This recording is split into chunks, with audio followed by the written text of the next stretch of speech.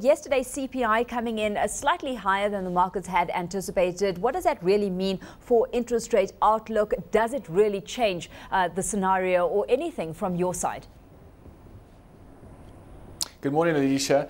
Well, it really depends who you speak to. If we look at the FRA market as an example, we saw that the market is still assigning more or less a 50% chance that the Reserve Bank will actually cut interest rates again later on this year.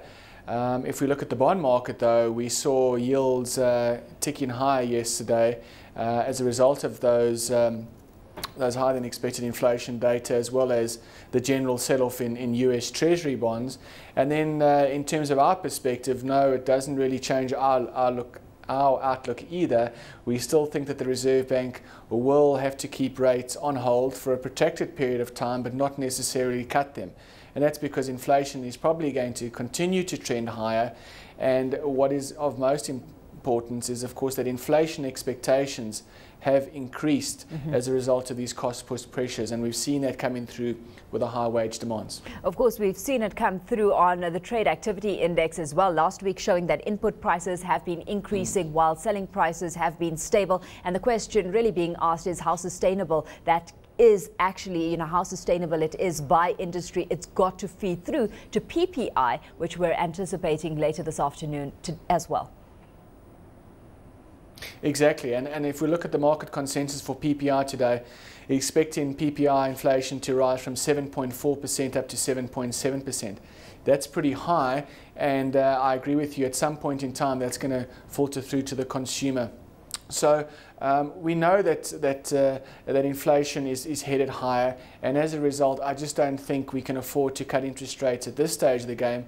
And needless to say, what would another interest rate cut really do to stimulate demand? We haven't seen it working really abroad, and at this late stage, after a huge pause in monetary policy, I don't know if one more cut is going to be the kind of silver bullet that the economy needs. Certainly, market reaction to local economic data not as extreme if compared to the kind of reaction we see by the markets on a global scale to some of the data that filters through from the US. I mean, yesterday, durable goods coming out higher than expected and really boosting things, but just illustrative of how confused the markets are at this stage, Michael, because just the day before, it was bad data that triggered a rally as well.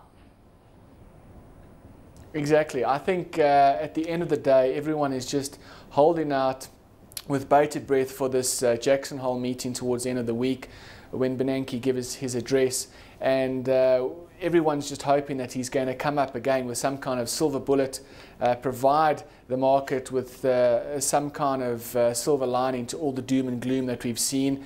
Possibly we'll get more quantitative easing, but I feel personally that it's going to be difficult for the central banks to just keep on injecting this liquidity into the environment when the monetary easing that we've seen and the quantitative easing that we've seen hasn't really created a sustainable improvement in demand, not to mention that inflationary pressures, as we know, are starting to climb. So the market could be building itself up for disappointment, and I think, yeah, in terms of the data, whether it's up, whether it's down, everyone's just hoping Bernanke's going to come to the party. When we were chatting offline, you mentioned that you noted a pretty interesting trend that's emerging where while we've got risky assets rallying and gold slipping back, those credit spreads are still widening, and that needs some attention at this stage.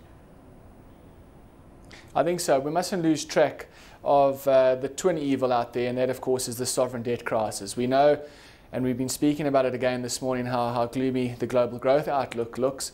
But if we just look at those credit spreads, clearly the market is not pacified in terms of that sovereign debt crisis in Europe. We've seen it in a number of those credit spreads widening up. So people are taking out more insurance by the day against the possibility of default. We had, of course, Japan getting downgraded earlier in the week. So those sovereign fears haven't gone away. And again, those sovereign fears translate into the possibility of fiscal drag, which will aggravate this global growth outlook. So I'm afraid, Alishia, I'm still relatively bearish. Relatively bearish implications then in terms of your outlook for the Rand?